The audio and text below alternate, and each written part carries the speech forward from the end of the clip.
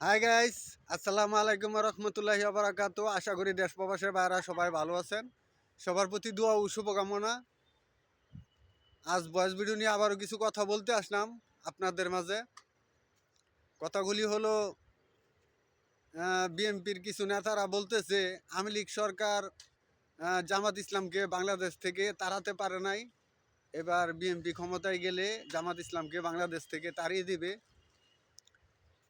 যেসব নেতারা এই ধরনের কথা বলছে, আমি সেই সব নেতাদেরকে বলতেছি, যখন শেখ হাসিনা আহ, যখন শেখ হাসিনা বেগম খালেদা জিয়াকে জেলের ভিতর ভরে এবং জেল খাটায়, তখন এই ধরনের বিএনপির নেতাগুলি কোথায় ছিল?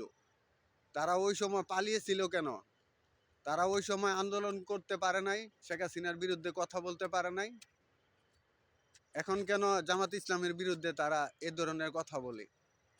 এখনো সময় আছে ভাইরা, আপনারা ইসলামের পথে আসেন, ইসলামের পথে দাওয়াত দেন মানুষকে।